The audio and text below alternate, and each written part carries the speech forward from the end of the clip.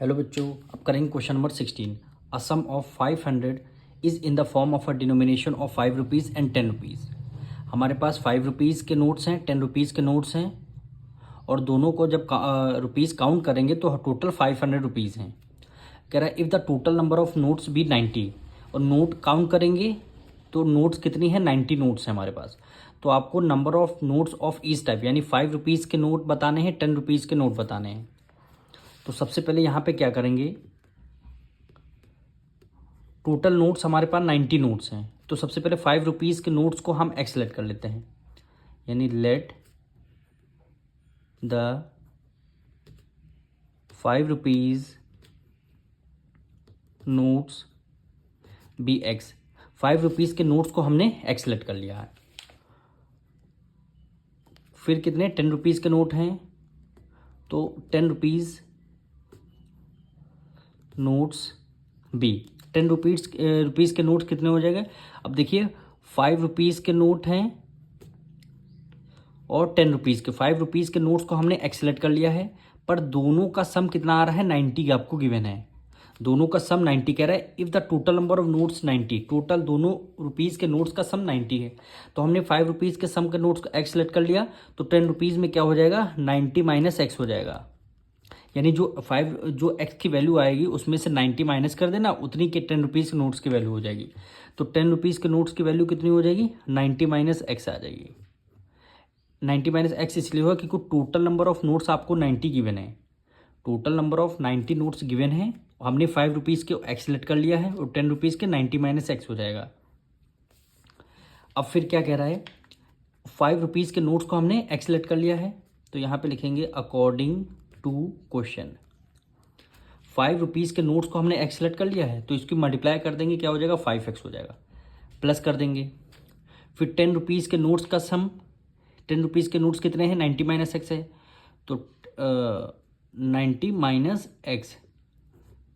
ये कितने रुपीज़ के नोट हैं, 10 रुपीज़ के नोट हैं, तो हमने 10 को 90 से इसे मल्टीप्लाई कर दिया। दोनों का सम कितना है, दोनों नोट्स का सम कितना है, 500। टोटल हमारे पास कितने रुपीज़ हैं, 500 रुपीज़ हैं। टोटल हमारे पास 500 रुपीज़ हैं। अब इसको सॉल्व कर लेते हैं। 5x प्लस 10 की मल्टीप्लाई 90 से करेंगे तो कितना हो जाएगा, 900 हो जाएगा। ये माइनस है, ये प्लस है, प्लस माइनस माइनस हो गया। 10 में 10 की मल्टीप्लाई 10 से कर देंगे, क्या हो जाएगा, 100 हो जाएगा। इक्वल टू ये आपका 500 आ गया, ये आपका 500 आ गया। यहाँ पे क्या होगा, 90 माइनस एक्स है, ये आपका 90 माइनस है क्योंकि ये है ना 10 रुपीज़ के नोट है, तो 10 की मल्टीप्लाई 90 माइनस एक्स से कर दिया, तो ये कितना आ जाएगा, 10x आ जाएगा। माइनस 10x आ गया, कितना आ गया, माइनस 10x आ गया। अब देखिए plus 5x minus 10x, plus minus minus 10 में से 5 माइनस करेंगे, कितना हो जाएगा, 5x आ जाएगा। वही दोनों में से ग्रेटर नंबर कौन सा, 10 है, कौन सा माइनस का साइन है, इसलिए माइनस का साइन लगा दिया। प्लस 900 बच गया, इक्वल टू 500। अब माइनस 5x इक्वल टू हो जाएगा 500। 900 उधर प्लस का, इधर किस में हो जाएगा, ये आपका माइनस में हो जाएगा, ये आपका माइनस में हो जाएगा। तो माइनस 5x इक्वल टू 9 में से 5 गया 400।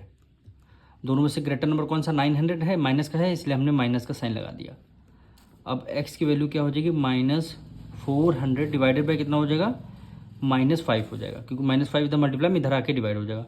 माइनस से माइनस आपका कैंसिल, 5 1 5, 5 8 40 और ये आपका 0 हो गया। यानी जो हमने एक्स लेट कर लिया कितने हैं, 80 आया है। यानी 5 रुपीज़ के जो नोट है हमारे पास 80 हैं, तो 10 रुपीज़ के कितने हो जाएंगे, 90 में 80 माइनस कर देंगे, 10 हो जाएंगे। तो यहाँ पे लिखेंगे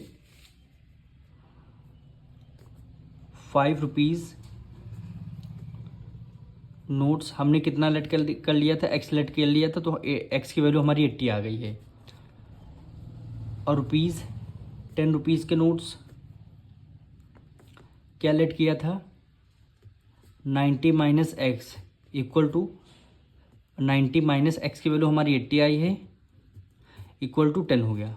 यानी 5 रुपीज़ के नोट्स हमारे पास 80 हैं और 10 रुपीज़ के नोट 10 हैं, तब दोनों का आप सम करेंगे तो टोटल नोट्स कितने हो गए, 90 हो गए। वही क्वेश्चन में बोला गया था, कितने नोट्स होंगे, 90 if the total number of notes भी 90, तभी हमने यहाँ पे 5 रुपीज़ को x माना और 10 रुपीज़ को 90 माइनस x मान लिया, तभी दोनों का सम हमारा 90 आ रहा है। यही क्या हो जाएगा, आपका आंसर हो जाएगा।